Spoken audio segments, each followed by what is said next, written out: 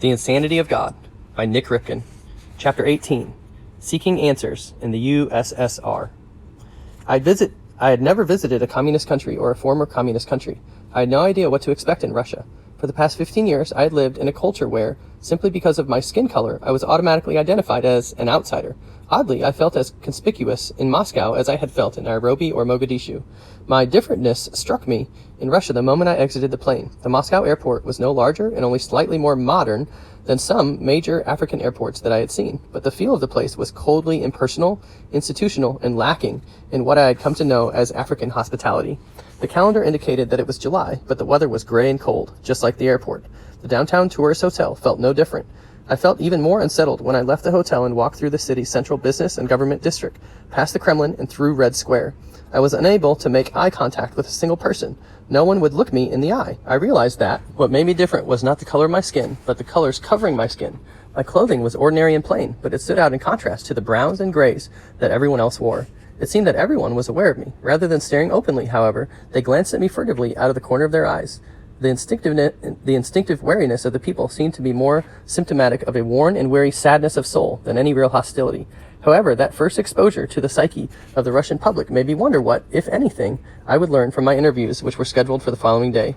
Because I was unfamiliar with both subways and Russian signs, my cross-town journey the next morning was an adventure. Somehow I managed to find my way to my appointment at the National Church headquarters for one of Russia's largest Protestant denominations. The Western worker who had been my contact had arranged for me to meet with several Russian believers. He had also promised to be my translator.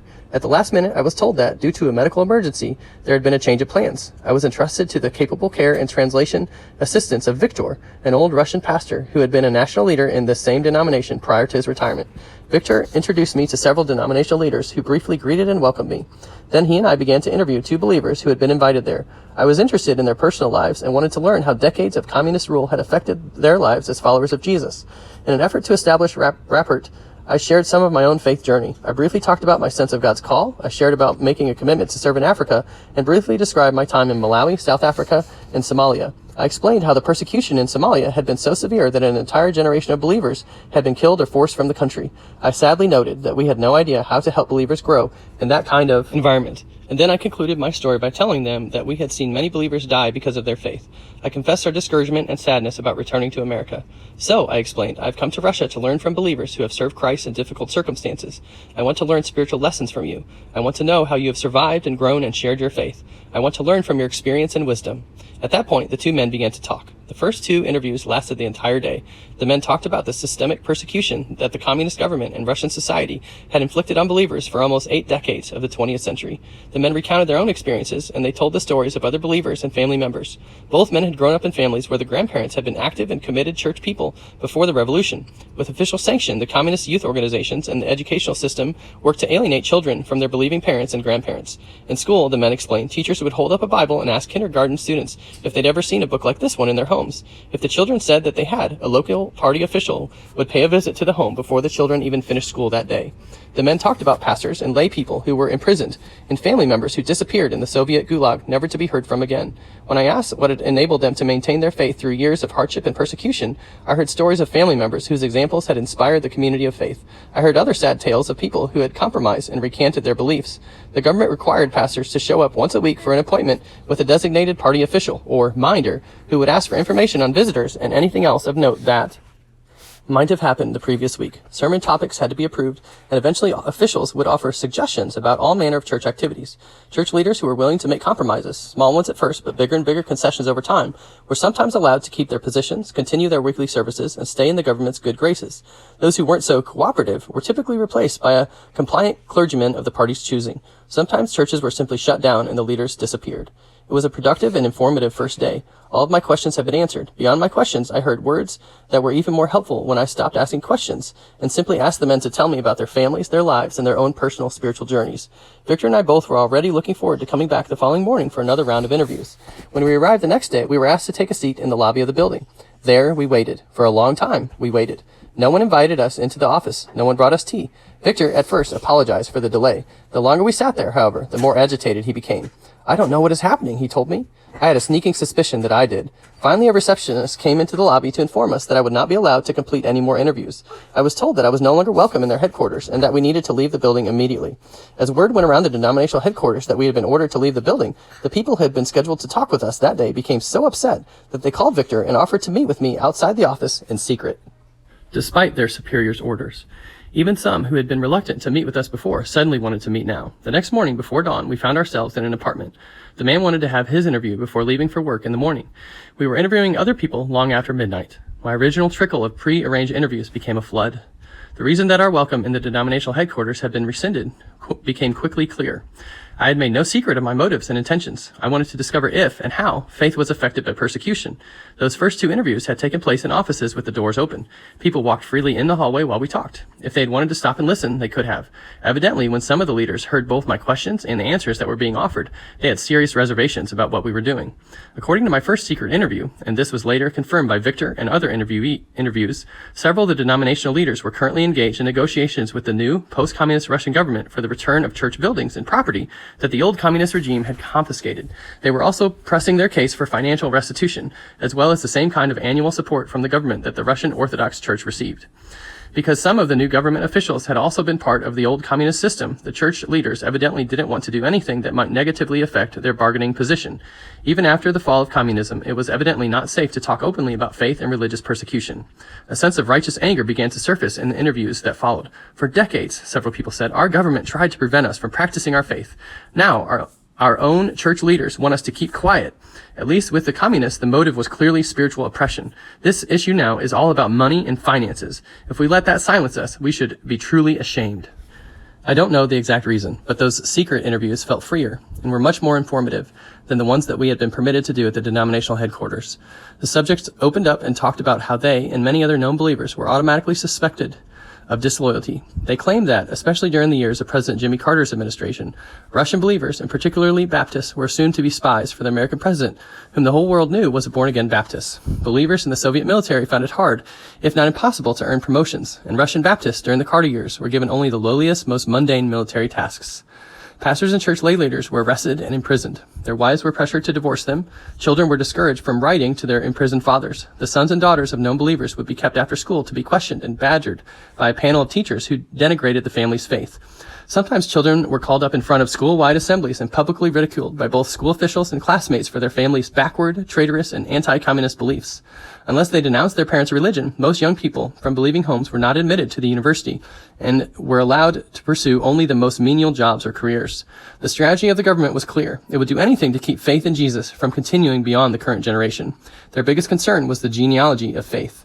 By the time we finished several 14-hour days of interviews, I was amazed that any believers had maintained their faith in the former USSR. The opposition was relentless.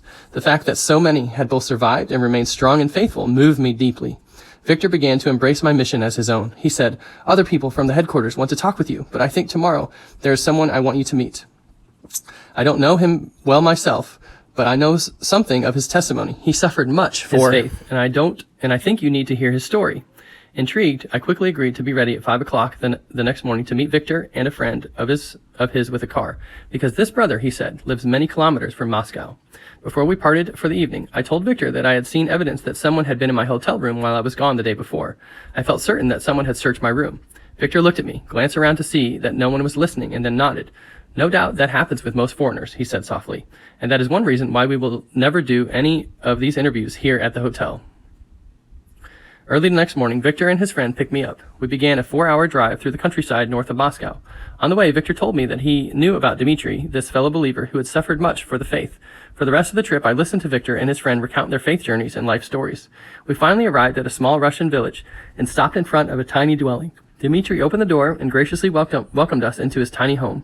"I want you to sit here," he instructed me. This was where I was sitting when the authorities came to arrest me and send me to prison for 17 years. I settled in and listened with rapt attention as Dmitri related his unforgettable personal story over the next few hours. Dmitri told me that he had been born and raised in a believing family. His parents had taken him to church as a child. Over the decades, he explained, communism slowly destroyed most of the churches and places of worship. Many pastors were imprisoned or killed. By the time he was grown, Dmitri told me the nearest remaining church building was a 3-day walk away. It was impossible for his family to attend church more than once or twice a year. One day, Dmitri told me, I said to my wife, "You'll probably think that I am insane. I know that I have no religious training whatsoever, but I'm concerned that our sons are growing up without learning about Jesus. This may sound like a crazy idea, but what would you think if just one night a week we gathered the boys together so I could read them a Bible story and try to give them a little of the training they're missing because we no longer have a real church?" What Dmitri didn't know was that his wife had been praying for years that her husband would do something like that. She readily embraced his idea. He started teaching his family one night a week. Dmitri would read from the old family Bible. Then he would try to explain what he had just read so that his children could understand. As he relearned and retold the Bible stories, his sons soon began helping with the task. Eventually the boys and Dmitri and his wife were telling the familiar stories back and forth to each other. The more they learned, the more the children seemed to enjoy their family worship time. Eventually the boys started asking for more. "Papa, can we sing those songs that they sing when we go to the real church?" So Dmitri and his wife taught them the traditional songs of their faith. It seemed a natural progression for the family not only to read the Bible and sing, but also to take time together to pray, and they began to do that. Nothing could be hidden for long in small villages. Houses were close together and windows were often open. Neighbors began noticing what was going on with Dmitri's family. Some of them asked if they could come and listen to the Bible stories and sing the familiar songs. Dmitri protested that he was not trained to do this. He wasn't a minister. His excuse didn't seem to dissuade his neighbors, and a small group began gathering to share in the reading and telling and discussing of Bible stories and to sing and pray together. By the time the little group grew to 25 people, the authorities had noticed. Local party officials came to see Dmitri. They threatened him physically, which was to be expected. What upset Dmitri much more was their accusation. "You've started an illegal church." "How can you say that?" he argued. "I have no religious training. I'm not a pastor. This is not a church building. We are just a group of family and friends getting together.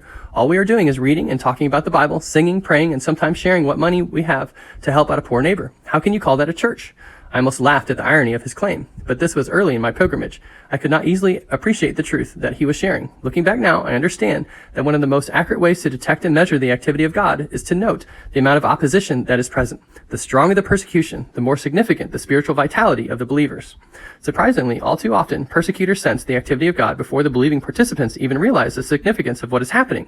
In the case of Dmitri, the officials could sense the threat of what he was doing long before it even crossed his mind. The communist official told Dmitri, "We don't care what you call it, but this looks like a church. This looks like church to us. If you don't stop it, bad things are going to happen." When the group grew to 50 people, the authorities made good on their threats. "I got fired from my factory job," Dmitri recounted.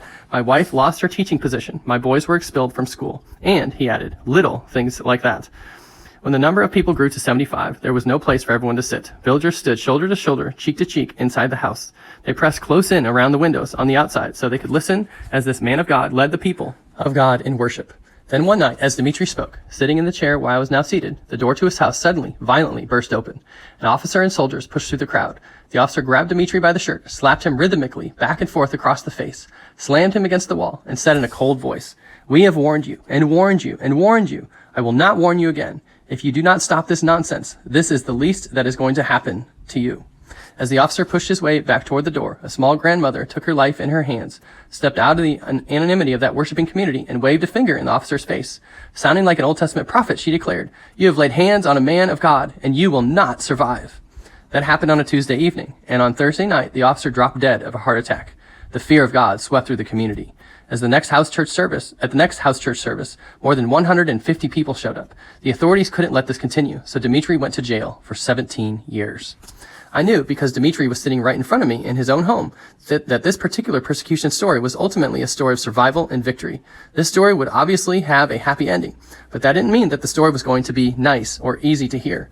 Indeed, it was a painful story. Dmitri spoke quietly of a long, heart-wrenching separation. He spoke of sweat, blood, and tears. He talked about sons growing up without their father in the house. He described a poor, struggling family enduring great hardship. This was not the kind of inspirational testimony that we love to celebrate. This was raw, biblical faith. This was the story of one man who refused to let go of Jesus and refused to stop telling the good news to his family and neighbors. As if that was not enough, the rest of Dmitri's story would be one of the most remarkable and life-changing testimonies I have ever heard.